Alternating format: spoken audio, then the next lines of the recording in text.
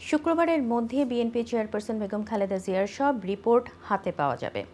এরই মধ্যে পরিবর্তন করা হয়েছে কিছু চিকিৎসারও। এসব তথ্য জানিয়েছেন খালেদা জিয়ার ব্যক্তিগত চিকিৎসক ডক্টর AZM জাহিদ হোসেন। বিস্তারিত থাকছে ডেস্ক রিপোর্টে।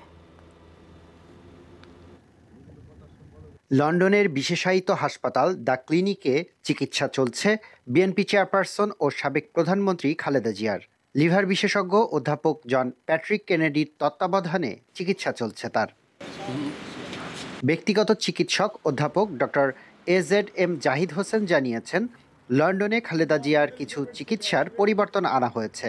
এখানকার নেফ্রোলজির কনসালটেন্ট, হেপাটোলজি, গ্যাস্ট্রেন্টারোলজি এবং লিভার ট্রান্সপ্ল্যান্ট ইন্টেন্সিভিস্ট সহ বিভিন্ন বিষয়ের চিকিৎসকরা ওনাকে প্রতিদিনই ওনার স্বাস্থ্য পরীক্ষা করছেন এবং সেই অনুযায়ী পরীক্ষার রিপোর্টের উপর ভিত্তি করে কিছু কিছু বায়োকেমিক্যাল টেস্টও করানো হয়।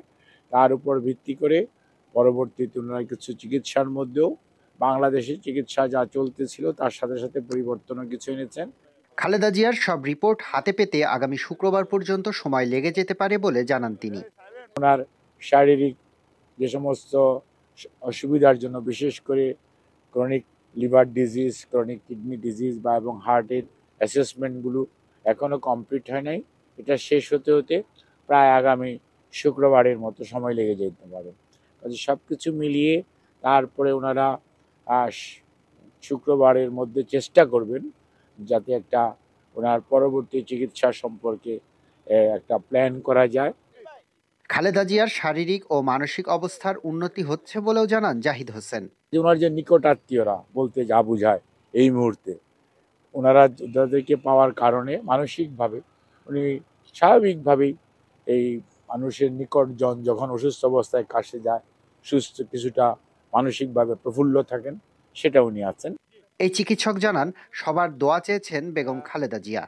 বাংলাদেশ দেশবাসীর কাছে ওনার জন্য এবং সর্বোপরি ওনার সুস্থতার জন্য, দেশের বাইরেও যে সমস্ত মানুষ ওনার সুস্থতার জন্য বিভিন্নভাবে আল্লাহ রাব্বুল আলামিনের সাহায্য চেয়েছেন, দোয়া করেছেন, সেই দোয়া চেয়েছে যাতে উনি দ্রুত সুস্থ হয়ে উঠতে পারেন।